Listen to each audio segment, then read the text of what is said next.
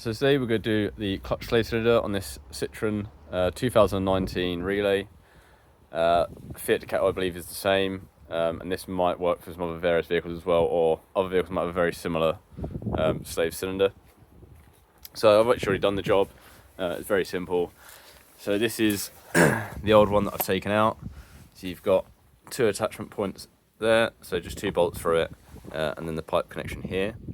This pipe connection is just a quick spring clip, so you push it into, it flares out and releases the pipe.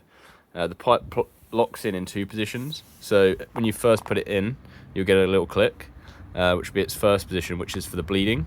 So when it's only pushed in partly and has done the first click, fluid and air will be able to get to this little breather pipe, which isn't sealed off by turning a nut or anything, it's just done by the pipe itself. And then once you've finished bleeding, you push the pipe in a little bit further, you get another click, and the pipe's then locked in and gone past the point where this gets fed, so no more fluid or air can come out of it. On the van itself, it's mounted just there. There is, I believe, a turbo pipe which sort of blocks some access. There's where the bolt would come through to hold the pipe on, which isn't on at the moment. So that gives you the ability to move it out the way a little bit, which gives you a bit more access. To actually replace it, what I did was remove the two bolts, which in this is two 13mm bolts, but it might be slightly different. I'm not sure if they're original or not. But two 13mm bolts for me. I removed those, popped the other one in its position, put the bolts through it, with the pipe still connected to the old one. Then pop the pipe out and then straight into a new one to avoid it just dripping fluid all over the floor, well, onto my mat, but you get the point. So that was it installed. Then was for the bleeding.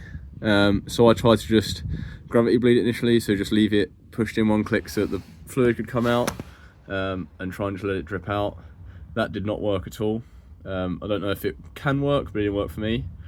And then I looked up online and some people were saying to use a pump like this and reverse bleed it.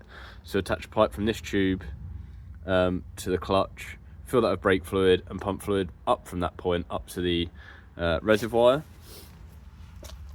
I didn't want to have to pay for that, but I bought it anyway, but I am going to return it because I didn't actually use it. What I did instead was attach this bit of tube. So that is attached to the nipple down there. This is the tube I used. So clear nylon tube, 2.4 meters by 4.7. That was picked up from Halfords, nice and cheap.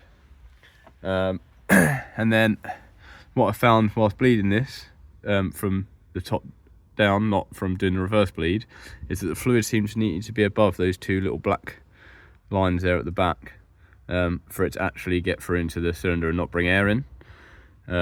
Obviously this is over full now, so it's quite over the max line, so I'm going to have to draw that down a little bit.